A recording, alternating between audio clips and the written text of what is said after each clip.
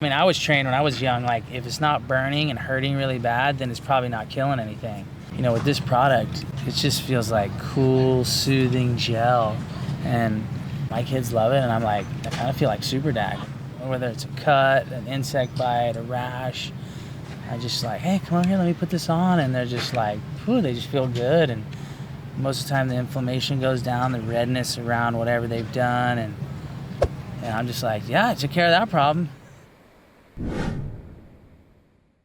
Preparedness comes for me in multiple different facets. I don't ever want to be 10 miles offshore surfing some of the waves we surf down in Mexico and not have something I need. And being prepared with active skin repair or the right leash or the correct wetsuit or life jacket for that instance is something that I rely on myself and my friends and partners and the public rely on. And that's why I always carry the active skin repair and a second leash and extra life jackets and different things like that. It's something that's built into my personality, whether that's from lifeguarding and also growing up with a dad that's a fireman.